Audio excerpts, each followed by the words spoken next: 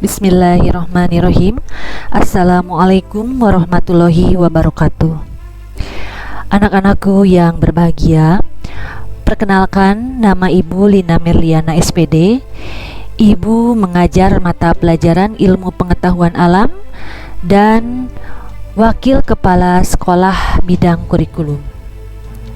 Alhamdulillah wa syukurillah, kita panjatkan puji serta syukur kehadirat Allah Subhanahu wa Ta'ala karena pada hari ini kita masih diberikan kesehatan sehingga kita dapat berinteraksi walaupun masih secara virtual, dan alhamdulillah kita dapat melaksanakan MPLS pada hari kedua ini dengan keadaan lancar.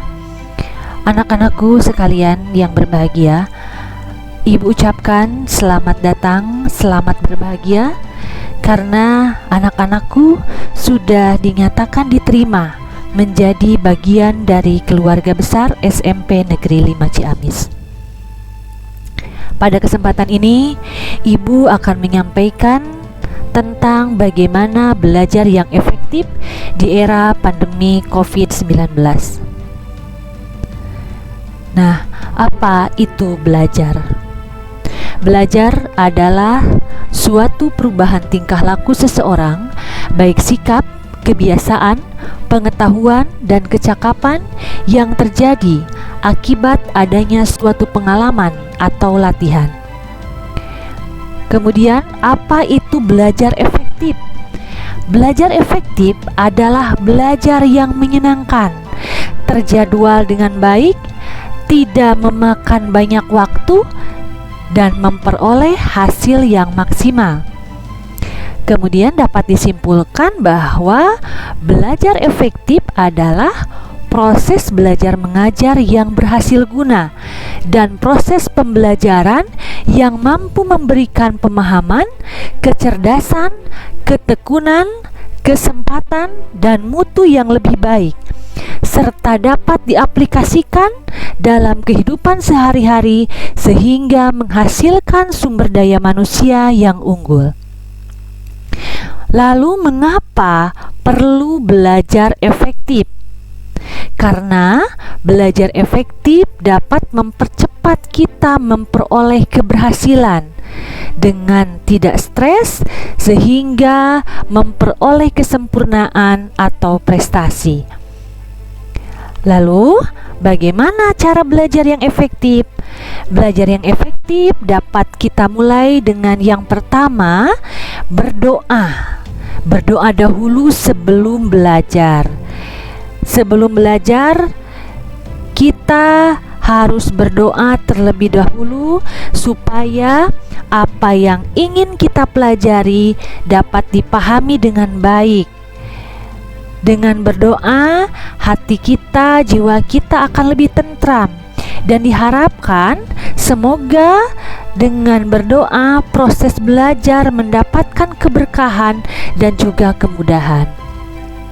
Kemudian buatlah jadwal belajar. Jadi belajar itu tidak hanya yang terjadwal di mata pelajaran saja yang diberikan oleh sekolah, tetapi kalian juga harus membuat jadwal belajar mandiri di rumah. Yang ketiga adalah niatkan dalam diri untuk menghilangkan rasa malas. Kemudian tanamkan semangat belajar yang tinggi. Dengan semangat belajar, maka apa yang kita pelajari akan mudah kita cerna. Yang keempat adalah belajar kelompok. Belajar kelompok misalnya melalui WA group maupun bisa melalui media lainnya. Belajar dengan metode ini memudahkan kita mengetahui hal-hal yang sulit pada pelajaran tertentu sehingga teman yang lain bisa membantu. Kemudian, rajin membuat catatan atau intisari. Ya, kalau kita membaca satu buku, maka akan butuh waktu yang sangat lama untuk menyelesaikan. Maka ambillah intisari dari pelajaran tersebut, ya. Hal ini akan membuat kemudahan mengingat dan juga mudah untuk memahami inti dari pelajaran tersebut. Kemudian harus aktif bertanya dan ditanya. Kemudian yang ketujuh, mendengarkan penjelasan guru dengan baik. Yang kedelapan, cari lokasi dan situasi yang kondusif, yang nyaman. Yang kesembilan adalah cukup istirahat, makan yang teratur, dan bermain juga penting ya, untuk merefresh atau menyegarkan otak kita supaya tidak stres ya. Kemudian yang ke-10 adalah hindari belajar yang berlebihan ya. Yang ke-11, belajar itu untuk memahami ya, bukan untuk menghafal. Kita sering belajar dengan cara menghafal. Hal ini tidak disarankan ya, karena menghafal itu tidak membuat kita mengingat dalam jangka waktu yang lama. Tetapi kalau kita paham, kita dapat mengingatnya walaupun kita lama ya, walaupun dalam jangka waktu yang lama ya. Kemudian yang ke-12 adalah metode mempersingkat atau memodifikasi menyerupai nama sesuatu. Nah, metode ini digunakan bagi beberapa orang yang kesulitan dalam menghafal dengan cara menggunakan nama-nama yang hampir mirip untuk mengingat materi ya. Ini sangat efektif digunakan dan otak sangat mudah mengingatnya. Kemudian yang ke-13, belajar itu tidak harus rutin, tetapi belajar itu harus rutin ya, tapi tidak harus lama. Misalkan dengan dijadwalkan berapa menit atau berapa jam dalam sehari, tetapi kita konsisten dalam melaksanakannya. Yang ke-14 adalah jujur dalam mengerjakan ulangan dan ujian. Nah, itu trik cara belajar yang efektif. Adapun karena sekarang masih dalam pandemi COVID-19, maka proses belajar mengajar kita masih laksanakan secara daring virtual di rumah maupun secara luring ya, atau secara luar jaringan. Kemungkinan nanti Bapak Ibu guru akan menyampaikan secara teknisnya di WA group ya.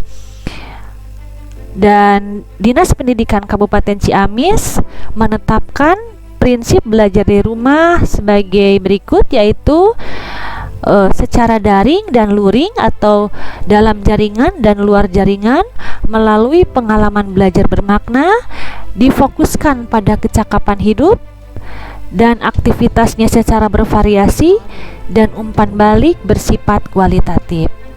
Dan guru melakukan aktivitas belajar mengajar di rumah melalui yang pertama video conference, digital dokumen, dan sarana daring lainnya. Nah, sebagai penutup, Ibu sampaikan bahwa kita semua memiliki jumlah waktu yang sama, tetapi tidak mempunyai kepandaian yang sama. Walaupun demikian, mereka yang menggunakan waktunya dengan baik dapat mengalahkan mereka yang memiliki kepandaian. Pendidikan merupakan tiket untuk masa depan. Pendidikan adalah senjata yang paling kuat yang bisa kamu gunakan untuk mengubah dunia. Jadikan kelemahan sebagai motivasi hidupmu. Masa depan yang gemilang adalah pemilik siapapun yang mau berusaha. Itu saja yang Ibu sampaikan. Terima kasih. Assalamualaikum warahmatullahi wabarakatuh.